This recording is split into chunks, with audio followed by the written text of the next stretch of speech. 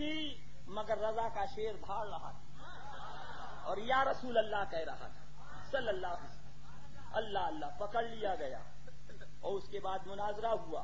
نتیجہ یہ ہوا کہ قاضی مبہوت ہو گیا اور پھر سب کو 56 افراد کو مدینہ طیبہ بھیج دیا. سبحان اللہ. اور معافی علیحدہ مانگی قاضی نے کہ حضرت مجھے معاف کر دیا جائے. سبحان اللہ. اللہ تعالیٰ ایمان کے ساتھ ہم سب کو رکھے, ایمان کے ساتھ مولا ہم سب کو خاتمہ بالخیر عطا فرمائے. تو وہی بات عرض کر رہا تھا, الحمدللہ یہاں ہیں تو زندہ ہے اور وہاں ہیں. دیکھنے والوں نے دیکھا ابھی حضور مشاہد ملت کی جمعرات کو وصال ہوا تھا. کس روز؟ ایک مرغی اگر رات میں مر جائے صبح نکالو تو ایسی ہی نکلتی, مگر پوچھو بمبئی والوں سے جو گئے ہیں, ایک دو نہیں, حضور مفتی اعظم ہند علیہ رحمہ کے بعد یہ دوسرا جنازہ تھا. اللہ کہاں سے مخلوق آئی, کدھر سے آئی؟ جمعرات, جمعہ, ہفتہ, اتوار کو تدفین. 4 دن مکمل ہو گئے مگر یہ معلوم ہو رہا تھا جیسے حضرت آرام فرما رہے. سبحان اللہ. اللہ اللہ. اور اس کے بعد جب غسل کے لیے لٹالا گیا اور پٹی ہٹائی, جہاں سوئی لگی تھی تو اس میں سے خون جاری ہو گیا. پھر پوچھا, پھر خون جاری ہوا, پھر پوچھا, پھر خون جاری ہوا. تو حضرت مولانا معصوم رضا صاحب قبلہ نے عرض کیا, حضرات مخلوق خدا پریشان ہے, کب غسل دیں گے, کب نماز ہوگی؟ اللہ اللہ. اس کے بعد جب پوچھا تو پھر خون نہ نکلا. 3 دن کے بعد جمعرات, جمعہ, ہفتے کے دن رات میں جب میری والدہ معظمہ دامت ظلھا علینا بالعافیہ والخیرہ تشریف لائیں, فرمایا لال ہمیں تمنا یہ تھی کہ تم ہماری نماز جنازہ پڑھاؤ گے اور تم ہم سے پہلے چل دیے. ہزاروں لوگ شاہد ہیں کہ حضرت نے اپنی آنکھوں کو کھول دیا.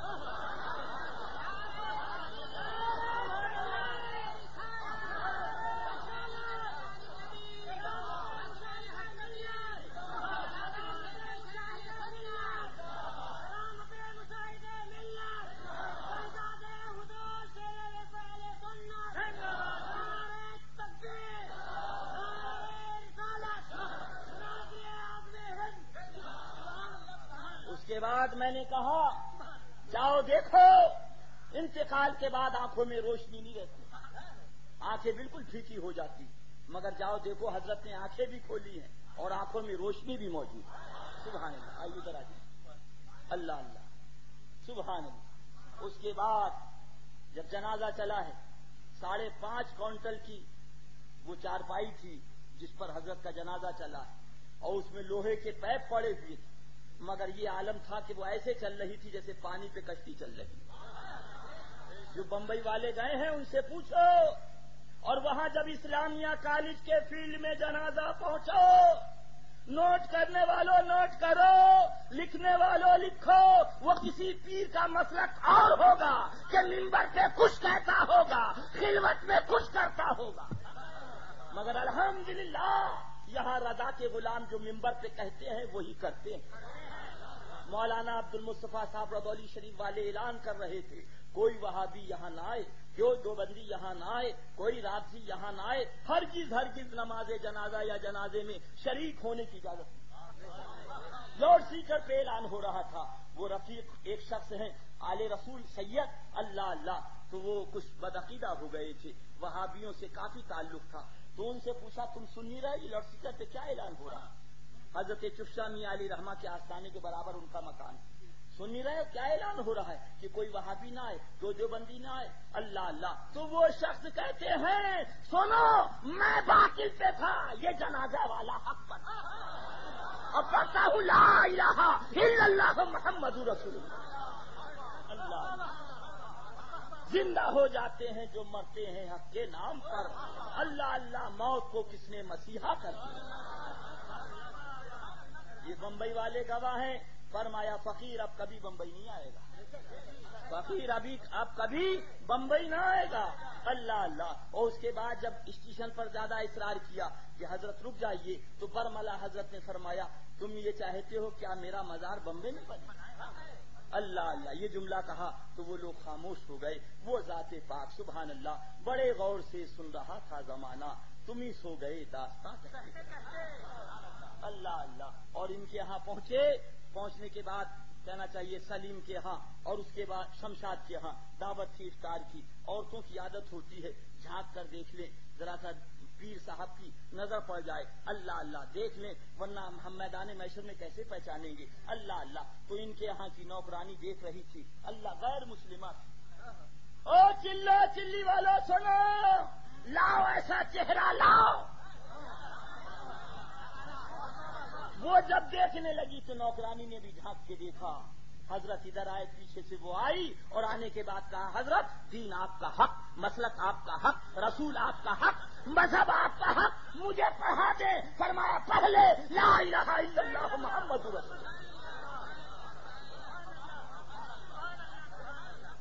بیٹھے ہیں نور محمد بھائی انہی کے گھر کی بات اللہ اللہ. اور اس کے بعد حضرت نے کلمہ پڑھا کے میرے پاس بھیج دیا کہ مرید کر لو اللہ اللہ. تو میں نے کہا تم لوگوں کو معلوم نہیں ہے جب پانی ہوتا ہے تو تیمم ساقط ہو جاتا ہے لہذا جب سمندر موجود ہے تو اب میری ضرورت نہیں لے جاؤ حضرت سے کہنا کہ حضرت بیٹھ فرمائے حضرت کے سامنے میں بیٹھ نہیں کرتا یہ کوئی گندا پانی تھوڑی ہے یہ تو ایک منسلک کرنا ہے تاکہ آدمی کی ہدایت رہے غوث پاک کا دستے کرم سایہ فگن رہے سبحان اللہ. تو میں نے جب دوبارہ حضرت کے پاس بھیجا تو میرا بچہ سلام وسلم موجود تھا. حضرت نے برجستہ فرمایا ابھی نہیں بیعت کرتا ہے تو میرے جانے کے بعد کیا نہیں بیعت کرے گا یہ جملہ فرمایا حضرت نے. نتیجہ یہ ہوا کہ وہ پھر حضرت نے بیعت نہ فرمایا اور آج وہ ابھی ویسی موجود ہے. آج یہی بات ہو رہی تھی کہ اسے آپ کو بیعت کرنا اللہ اللہ. حضرت نے بیعت نہ فرمایا اور یہ جملہ کہہ دیا میرے جانے کے بعد کیا بیعت نہ کرے گا اللہ اللہ. یہ ہے جملہ گفتہ اللہ بوت گرچہ حلقوں میں عبداللہ بوت. ہماری تقریر کوئی تجارت نہیں ہے ہماری تقریر کوئی کہنا کاروبار نہیں ہے ہماری تقریر کوئی پھندا اور دھندا نہیں. ہماری تقریر کا ایک مقصد ہے کہ ہم بھی جنت میں جائیں اور تم بھی جنت میں جائیں. بس یہی اصل ہے یہی کل ہے یہی تمام ہے. اللہ تعالیٰ اس بزم حشمتی کے نوجوانوں کو سدا بہار چمن بنائے رکھے دارین کی برکتوں سے مولا مالا مال فرمائے اور ہمارے یار محمد بھائی اس چگو سیٹ کو شفائے روحانی جسمانی دائم و قائم و عاجل عطا فرمائے. اسلام و سنیت مسلک اعلی حضرت کی خدمت کے لیے بے شمار مواقع عطا فرمائے. جھوم کے درود پاک سنا دیں اللهم صل على سيدنا ونبينا ومولانا محمد مجيد کرم وعلى آله وصحبه وبارك وسلم صلاة و سلام عليك يا رسول اللہ. پاکستان گیا تو ان لوگوں نے کہا دیکھیے وہابی کا رد نہ کریے دیوبندی کا رد نہ کریے ہو سکتا ہے آپ کے پاسپورٹ پہ نشان لگا دیا جائے آئندہ ویزا نہ ملے آئندہ ویزا نہ ملے. تو میں نے کہا میرا رزاق پاکستان تھوڑی میرا رزاق تو سبحان اللہ پروردگار عالم پروردگار دینے والا مصطفیٰ دلانے والے. کھاتے ہیں تیرے در کا پیتے ہیں تیرے در کا پانی ہے تیرا پانی دانا ہے تیرا دانا اللہ. بس اب آ جائیے اسی آیت کریمہ کی روشنی مفہوم آیت مقدسہ.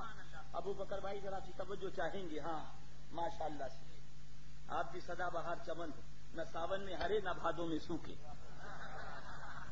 اللہ اللہ اللہ سلامت رکھے خیریت کے ساتھ آمین تو کہہ دو زور سے. یہ ایک بہت خفیف سا اشارہ ہے سمجھنے والے سمجھ گئے اللہ. اس آیت کریمہ کا مفہوم عرض کر رہا ہوں حضرت توجہ چاہیے.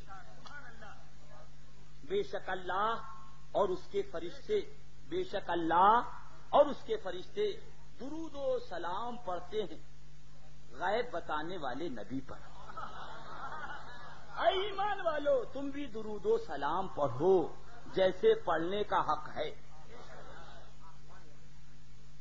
اللہ.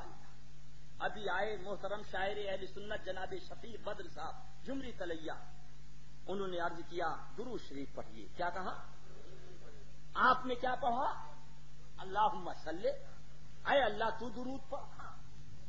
انہوں نے تو آپ سے کہا تھا میں آیا آپ کا خادم میں نے کہا درود شریف پڑھیے تو آپ نے کہا اللہم صلی اے اللہ تو درود پڑھ. پروردگار عالم نے آپ سے فرمایا درود پڑھو تو آپ نے کہا اللہم صلی اے اللہ درود پڑھ. اسی فلسفے کو سمجھ لو پیارے. اب بھی نہ سمجھو گے تو کب سمجھو. رب نے آپ سے فرمایا نماز پڑھو تب آپ نے نہیں کہا اللہ تو نماز پڑھ رب نے آپ سے کہا روزہ رکھو تو آپ نے نہیں عرض کیا مولا تو روزہ رکھ۔ رب نے آپ سے کہا زکات دو تب آپ نے نہیں کہا اللہ تو زکات دے، مگر درود کی باری آئی تو آپ نے کہہ دیا اے اللہ تو درود پڑھ۔ اس کے دو جواب اعلی حضرت نے عطا فرمائے۔ آؤ بریلی، آؤ بریلی کی بہاروں میں چلو، مدینے کی مقدس فضاؤں میں چلو، سبحان اللہ تو کہہ دو۔ پہلا جواب اعلی حضرت سرکار نے یہ عطا فرمایا کہ مالک و مولا ہم تیرے محبوب کی مقام محبوبیت سے واقف نہیں، اس کی شایان شان تو ہی درود پڑھ، اللہم صلی۔ دوسرا جواب اعلی حضرت سرکار نے یہ عطا فرمایا کہ ہمارا وجود دو عدم کے درمیان ہے، یعنی پہلے ہمارے پردادا تھے، دادا تھے، لکڑ دادا تھے، اس کے بعد ہمارے باپ آئے، پھر ہم آئے، اور آنے والے دور میں پھر ہمارا بیٹا پوتا ہوگا، ہم نہ ہوں گے۔ اللہ ایمان کے ساتھ رکھے، ایمان کے ساتھ اٹھائے۔ پہلے ہم نہ تھے، آج ہیں، اور کل پھر ہم نہ ہوں گے۔ تو جب ہم نہ تھے اور جب ہم نہ ہوں گے تو درود کون پڑھے گا؟ اللہم صلی، اے اللہ تو درود پڑھ، اس لیے کہ ہم نہ ہوں گے اور تو ہوگا، زمین نہ ہوگی اور تو ہوگا، آسمان نہ ہوگا تو ہوگا، چاند نہ ہوگا اور تو ہوگا، اور جب تو ہوگا تو تیرے محبوب کا درود ہوگا۔